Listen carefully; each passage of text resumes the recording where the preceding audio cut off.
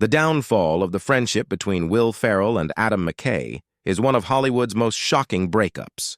A painful story that begins with two men who built an empire of comedy together and ends with silence, regret, and what many describe as outright hatred. For years, Ferrell and McKay were not just colleagues, they were brothers in spirit, creating unforgettable films like Anchorman, Talladega Nights, and Step Brothers, projects that not only redefined comedy for a generation, but also showcased how seamlessly their talents blended, with Ferrell's fearless performances matched by McKay's sharp, satirical direction. Together, they launched Gary Sanchez Productions and became the driving force behind Funny or Die, changing the way humor spread across the internet. And it seemed impossible to imagine one without the other. But behind their public success, small cracks were forming, cracks that would eventually shatter everything. McKay was increasingly drawn toward dramatic, politically charged projects like The Big Short and Vice, while Ferrell remained rooted in comedy, wanting to stretch himself within his lane, and those differences began to create distance between them.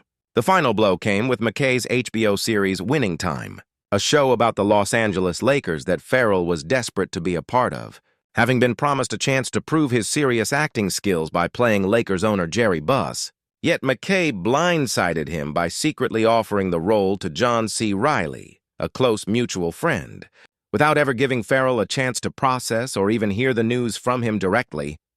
When Ferrell found out, it felt like the ultimate betrayal, not just as an actor losing a dream role, but as a friend being cast aside. And the humiliation stung all the more because it came from someone he trusted most. Industry insiders say Ferrell was devastated, telling people close to him that he couldn't understand how McKay could dismiss him so casually after years of loyalty and partnership.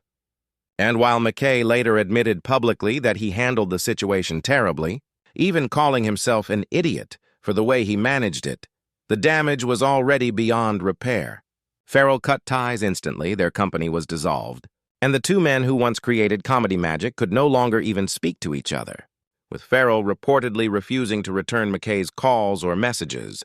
McKay has expressed regret in interviews, saying he misses his old friend and would do anything to take back his mistake.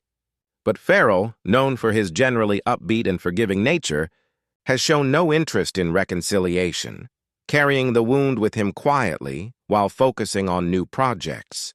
The tragedy is not just personal but cultural, because their collaboration had produced some of the funniest and most beloved moments in modern film, and fans are left wondering what could have been if they had stayed together. Instead, Ferrell has had to move forward alone, channeling his energy into different films and creative endeavors, while McKay continues down his own path, acclaimed but also haunted by the memory of the friendship he destroyed. The story of Will Ferrell and Adam McKay is a stark reminder that in Hollywood, where ego, ambition, and creative vision often clash, even the closest of bonds can unravel, and when trust is broken, sometimes the laughter is replaced by silence, leaving behind only the bitter taste of regret and the shadow of what was once an unshakable partnership.